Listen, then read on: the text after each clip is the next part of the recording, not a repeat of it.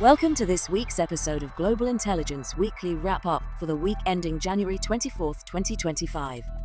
This week, we analyze critical stories reshaping the world of global intelligence and national security.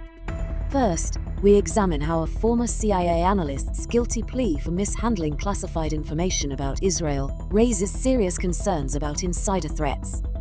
Next, we turn to Canada, where troubling reports of the country becoming a safe haven for former Iranian regime officials spark calls for stricter immigration scrutiny. We also tackle the issue of foreign interference in Canadian politics, as an MP with reported ties to India announces his candidacy for leadership of the Liberal Party. From there, we delve into an ISIS-inspired terror plot linked to the Canadian immigration system, explore Chinese espionage targeting the Philippines, and discuss the death of a Swiss-Iranian national in Iranian custody. Finally, we analyze the implications of Russian spy ships near critical undersea infrastructure, a stark reminder of the evolving nature of hybrid warfare. With over 25 years of experience in intelligence and law enforcement, Neil Bisson brings you professional analysis that rivals top-tier briefings, keeping you informed on the stories shaping our world. Let's get started, shall we?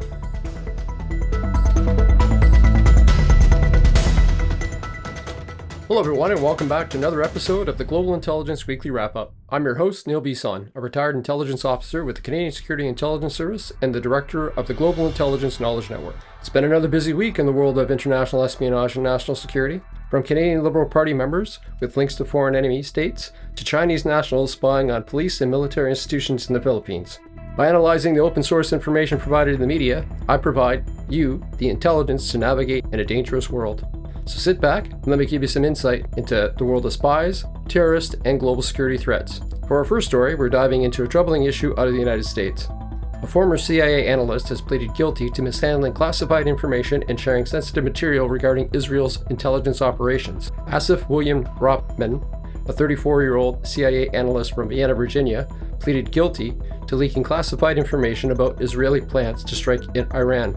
Rothman admitted to willfully retaining and transmitting national defense information, including documents marked as secret and top secret, which he unlawfully took home, reproduced, altered, and distributed to unauthorized individuals. This case highlights the danger of internal security breaches and raises serious questions about safeguarding national secrets. Such actions jeopardize not only national security, but also the trust and cooperation between allied intelligence agencies. This case underscores the perpetual risk of insider threats. Even in secure environments, the human element remains a vulnerability. Analysts and operatives are entrusted with sensitive information that, in the wrong hands, can endanger lives, compromise operations, and strain diplomatic relations. Breaches like this are not unprecedented. Consider the cases of Edward Snowden and Chelsea Manning. Though differing in scope and motivation, both involved the mishandling of sensitive information with lasting global consequences. The recent case also brings into focus the relationship between the United States and Israel, which has long been characterized by close intelligence sharing agreements. Incidences like these create friction, as trust between allies is difficult to rebuild once it's broken. Experts quoted in the article suggest that this could lead to stricter internal controls within the CIA and other U.S. intelligence agencies. Also, it reignites debates about accountability and oversight in classified environments. Looking at this case through the lens of 20 years of intelligence experience, I can tell you that breaches like this don't just happen. They're often a result of systemic failures, whether through lax oversight, poor vetting, or inadequate security protocols. Addressing these gaps is not just a matter of policy, but of survival in the intelligence world. This case serves as yet another reminder of the importance of operational security and the dangers posed by insider threats. Intelligence operations must remain vigilant, ensuring that trust, accountability, and proper safeguards are always prioritized. Looking ahead, expect tighter restrictions around intelligence access, and perhaps even a shift in how the current intelligence sharing agreement between Israel and the United States is structured.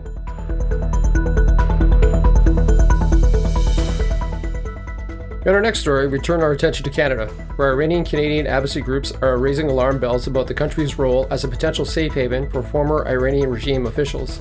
The accusations highlight critical issues around immigration policies, accounting for human rights violations and foreign interference. This article reports the advocacy groups are calling on Ottawa to take decisive action against individuals linked to Iran's authoritative regime and may be using Canada as a refuge. These calls stem from long-standing concerns that the nation's immigration and legal systems are being exploited by individuals fleeing accountability for human rights abuses in Iran. From an intelligence perspective, this issue intersects with several key themes: foreign interference, national security vulnerabilities, and the integrity of immigration systems. Canada's reputation as a safe and welcoming nation could inadvertently be leveraged by individuals connected to oppressive regimes. This creates potential risk not only to the Iranian diaspora in Canada, but also to broader societal cohesion and public trust in the government's ability to vet immigrants effectively. This concern is not unique to Iranian officials. Canada has faced similar accusations in the past of being a refuge for individuals linked to other regimes, including those of Rwanda and China. The lack of an effective mechanism to vet individuals with potential ties to oppressive governments or human rights abuses is a long-standing gap. Iranian candidates have been vocal about this issue, especially given the protest and unrest in Iran following the death of Mahsa Amini in 2022. This case brought renewed attention to the Iranian regime's oppressive practices and sparked global outrage. Many diaspora members in Canada fear retaliation or surveillance from individuals with ties to Tehran's government. Experts quoted in the article emphasize that Canada's existing measures, such as sanctions and designations against regime-affiliated entities, are not sufficient to address this problem. Advocacy groups are urging the federal government to implement stricter immigration controls and pursue investigations into individuals suspected of involvement in human rights violations. Drawing from my own personal experience, this situation highlights a higher challenge for intelligence and national security agencies worldwide, balancing the need for openness and inclusivity with the imperative of protecting national security. Ensuring that Canada remains a safe haven to those in need while preventing it from becoming a haven for those fleeing accountability is a delicate but critical task. Law enforcement and intelligence agencies in Canada, along with the Canadian Border Service Agency, work to identify, investigate, and bring to trial individuals who pose a threat to Canada due to their links to the oppressive regimes. The fact that the court system are either reluctant to deport these individuals or unable to enforce the deportations show a clear and frightening gap between what has been spelled out by politicians and what is being done by the courts. The calls from Iranian Canadian advocacy groups reflect growing concern over Canada's immigration system and its potential exploitation by individuals linked to oppressive regimes. This case serves as a reminder of the complex intersection between immigration, foreign interference, and national security. Moving forward, policymakers will need to strike a balance between humanitarian values and national security imperatives.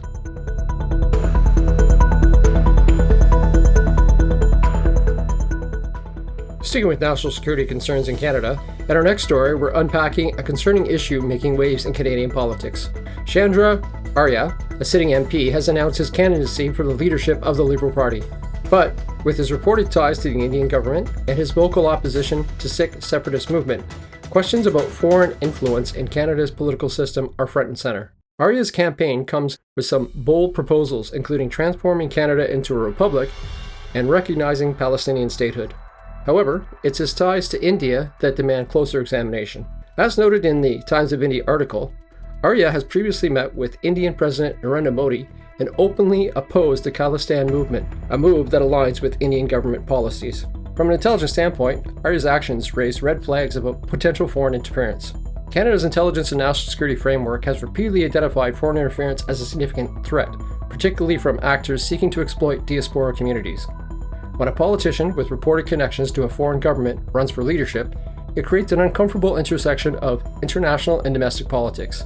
This isn't the first time foreign influence has surfaced in Canadian politics. Recent reports have highlighted concerns over Chinese interference in elections and the pressure placed on diaspora communities to support foreign agendas. India, too, has been flagged for its effort to counter Sikh separatist movements abroad, including here in Canada. Politicians like Arya, who actively engage with foreign officials while holding office, must be subject to rigorous scrutiny, not only by intelligence agencies, but also by the public. Canada's democratic institutions are only as strong as the mechanisms in place to protect them from undue influence. While the article doesn't cite specific experts, the scenario fits into a broader pattern intelligence professionals have observed worldwide. Politicians with dual loyalties, whether perceived or real, can undermine public confidence in government institutions. As a retired intelligence officer, I see this as a dangerous precedent if left unchecked. Arya's candidacy for Liberal leadership forces us to ask difficult questions. Are Canada's mechanisms for countering foreign interference robust enough? Are we holding our politicians to the highest standards of accountability? And most importantly, how do we ensure that our democratic processes remain free from undue foreign influence? As these stories develop, one thing is clear. Canadian voters need to have a clear understanding of where the alliances of their party members lie. Regardless of the party or individual you vote for or elect in the coming year, ask yourself if the candidate is unencumbered by foreign influence and foreign interference that would make them a puppet of a foreign state, endangering Canadian safety, security, and sovereignty.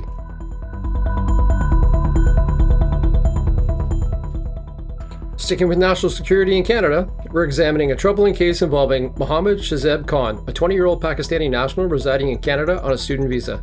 Khan has been charged with plotting a terrorist attack on a Jewish center in Brooklyn, New York, in support of ISIS. The story highlights concerns about the legitimate immigration pathways, such as students, visas, and how they can be exploited for malicious purposes.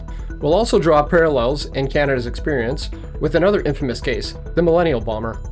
According to reports, Khan entered Canada in June 2023 on a student visa. By November 2023, he allegedly expressed support for ISIS and encrypted communications.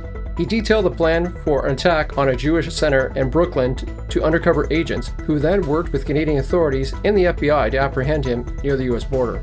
His plot has raised alarms about the vulnerabilities in Canada's visa and immigration system. This case is eerily reminiscent of Ahmed Brisson, also known as the Millennium Bomber, who also exploited Canada's immigration system. Bassam, an Algerian national, entered Canada in 1994 using a fraudulent passport and eventually sought asylum. While living in Montreal, he became radicalized and later planned to bomb Los Angeles International Airport in 1999. Bassam was apprehended by U.S. customs agents in Washington state while crossing the border with explosives in his car. Both cases demonstrate how Canada's immigration pathways, whether through asylum claims or student visas, have been exploited by individuals whose intent is to cause harm.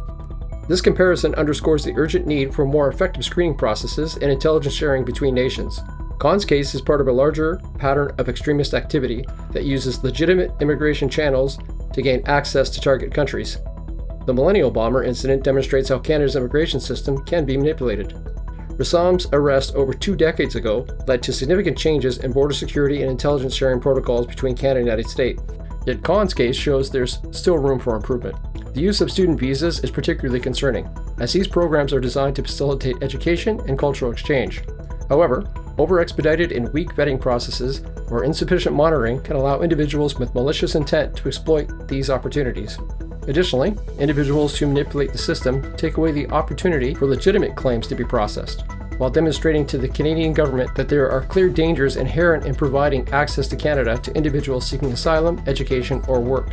While the articles about Khan don't directly cite experts, the case mirrors broader concerns voiced by security professionals over the years. As a retired intelligence officer, I know firsthand that addressing these vulnerabilities requires not just policy change, but also a cultural shift in how immigration systems are monitored. Canada must maintain a balance between openness and vigilance, ensuring national security remains a priority without compromising the integrity of its immigration pathways. Individuals fleeing countries of poverty and oppression may stoop to lies and fabrication to try to circumvent and manipulate the system. Additionally, disreputable immigration consultants and people smugglers will coach and provide false documentation to individuals while extorting them for large sums of money. Canada needs to reassess the importance of enforcing deportations of individuals who pose a threat to Canada, our safety, and our security because of their falsification of documentation or fabrication of information to complete these immigration forms. As in the previous story concerning a senior Iranian official not being deported, the court system is clearly lacking in its ability to enforce the laws that are meant to keep Canadians safe. Every immigration form states that the falsification of information or knowingly lying on the application is grounds to have the visa rejected and the individual deported. It's about time these caveats are taken seriously by law enforcement, border services, and the court system to streamline the deportation of individuals who have tried to enter Canada under false pretenses. The case of Mohammed Shahzeb Khan and Ahmed Bassam highlight persistent challenges in protecting national security while maintaining an open and welcoming immigration system. Canada must invest in more robust and effective vetting, intelligence sharing, and monitoring systems to ensure that these pathways are not further and continually exploited. We now move on to the Philippines, where we examine the recent arrest of a Chinese national on suspicion of espionage. This incident underscores the persistent challenges nations face in safeguarding critical infrastructure from foreign intelligence activities. Philippine authorities have arrested Deng Yangqing, a Chinese software engineer, along with his 2 Filipino drivers, on allegations of spying on military and police installations. Deng is reportedly affiliated with the Chinese university controlled by the People's Liberation Army and is suspected of being part of a team conducting espionage within Philippine territory. the suspects allegedly used a vehicle equipped with surveillance devices to gather images and data on critical infrastructure, military bases, government offices, power plants, and police stations. The collected information could potentially be useful for military targeting, posing significant risk to national security. This arrest marks the second instance of a suspected Chinese spy being detained in the Philippines within the last year. In the previous case, equipment seized contained images of military and police installations in Manila. These incidences occur amid escalating maritime confrontations between the Philippines and China over contested areas in the South China Sea, heightening geopolitical tensions. While specific expert opinions are not cited in the available reports, the situation aligns with broader concerns within the intelligence community regarding the use of legitimate channels for illegitimate purposes. The case demonstrates the ever-present and continually growing Chinese espionage operations around the world. The arrest of Deng Yangqing and his associates highlight the ongoing challenges nations face in protecting critical infrastructure from foreign espionage. It underscores the necessity for robust counter-espionage measures and vigilant monitoring of activities that may compromise national security. This is an opportunity for Canadian intelligence to work with their Filipino counterparts to gain a better understanding of the techniques, tactics, and practices of Chinese espionage agents abroad.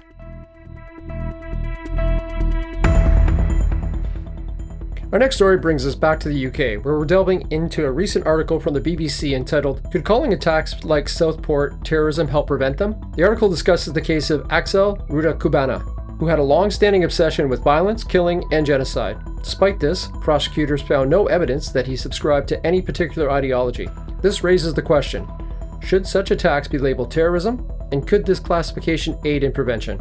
The incident involving Rudakubana highlights a critical challenge in the intelligence community, identifying and classifying acts of violence that don't fit traditional definitions of terrorism.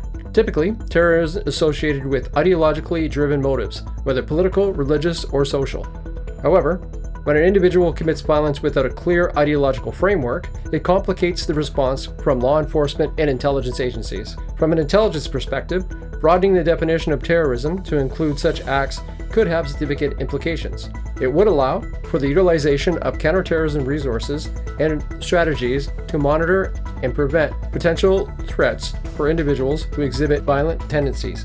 It would allow for the utilization of counterterrorism resources and strategies to monitor and prevent potential threats from individuals who exhibit violent tendencies, even in the absence of a clear ideology. Historically, the classification of violent acts has been pivotal in determining the approach of intelligence and law enforcement agencies.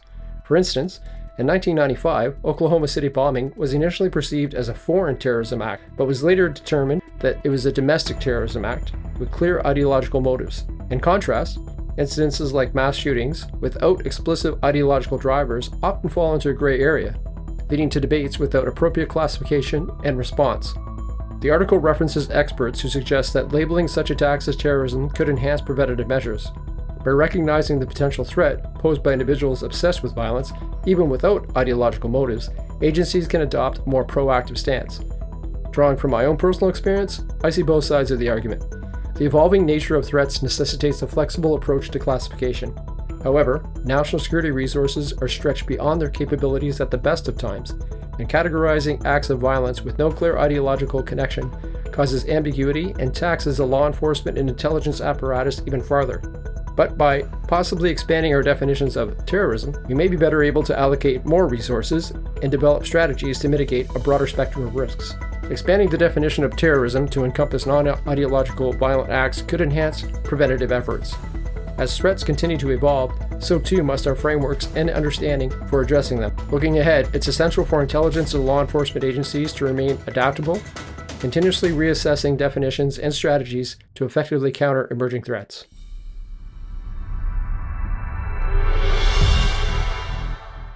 For our last story, we stay in the United Kingdom, where we're examining a fascinating and troubling development reported by the New York Times, entitled, "British Authorities Claim Russian Spy Ship Was Observed Near Critical Underwater Infrastructure." This story highlights the growing risk of undersea infrastructure and the intensifying espionage tactic used by nation-states in an era of technological warfare.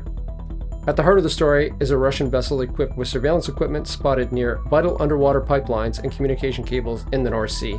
British intelligence suggests that the ship's presence is part of Moscow's broader strategy to monitor and possibly sabotage critical infrastructure in Western nations. From an intelligence perspective, the implications of this activity are profound. Undersea infrastructure forms the backbone of global communication and energy distribution. These cables and pipelines transmit everything from internet data to natural gas, making them prime targets for espionage and sabotage. Russia's actions signal a continuation of its hybrid warfare tactics, using unconventional means to disrupt Western systems without direct confrontation. This kind of activity also serves as a psychological operation, aiming to project power and instill uncertainty among adversaries. This incident is not isolated. Russia has a long history of using its naval assets for intelligence gathering missions. In recent years, NATO and Western allies have repeatedly flagged unusual Russian naval activity near critical undersea infrastructure. One example that comes to mind is the 2022 Nord Stream pipeline explosion in the Baltic Sea, an event that remains shrouded in mystery. Although no definitive culprit was named, speculation about Russian involvement sparked concerns over the vulnerability of Europe's energy infrastructure. Furthermore, in the intelligence world, undersea surveillance is a strategic priority for several nations. For instance, during the Cold War, the United States and the Soviet Union engaged in intensive undersea espionage, often involving highly sophisticated equipment and tactics. The New York Times article references British authorities suggesting that the ship's activity is part of a larger Russian strategy targeting Western critical infrastructure. This assessment aligns with broader trends in Russian intelligence operations. These actions serve as both a demonstration of capability and a warning. By positioning assets near vulnerable infrastructure, Russia can create leverage in geopolitical negotiations, while simultaneously instilling doubt in its adversaries about their ability to protect vital systems. From an operational security perspective, the West must view these actions as a call to enhance surveillance, resilience, and redundancy in critical infrastructure systems. The presence of a Russian spy ship near critical underwater infrastructure underscores the escalating nature of modern intelligence operations. This incident not only reveals vulnerabilities in undersea systems, but also suggests Russia's evolving hybrid warfare strategy. Moving forward, expect increased collaboration among NATO allies to monitor and secure underwater assets, along with potential policy shifts to address the emerging threat. The stakes are high, and the consequences of inaction could be severe. Well, that's going to do it for me this week. I appreciate you taking the time to gain a better understanding and appreciation of how the world of intelligence, espionage, sabotage, foreign influence, and terrorism have an indirect and direct effect on where you live, how you are governed, and possibly where you work. As always, the links to open source stories are in the show notes, along with my Patreon and Buzzsprout links. Remember, foreign enemy states and non-state actors want you to remain oblivious to their actions so they can continue to manipulate the systems they exploit at your expense. Don't let them. Stay curious, stay informed, and stay safe.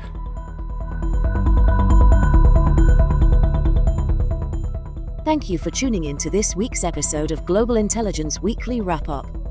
From insider threats in the CIA and foreign interference in Canadian politics, to Chinese espionage in the Philippines and Russian spy ships near critical infrastructure, today's stories remind us of the ongoing challenges shaping the global intelligence landscape. If you found today's analysis valuable, please take a moment to like, share, and comment. Your engagement helps us reach even more listeners who care about the complex and interconnected world of national security. Producing this podcast takes extensive research, professional analysis, and a commitment to delivering insights that rival top-tier government briefings. If you'd like to support the channel, consider becoming a supporter through Buzzsprout or Patreon. Your contribution makes a real difference in sustaining this work. For more resources and expert commentary on today's topics, visit the Global Intelligence Knowledge Network. And as always, stay curious, stay informed, and stay safe. See you next week for another episode of Global Intelligence Weekly Wrap-Up.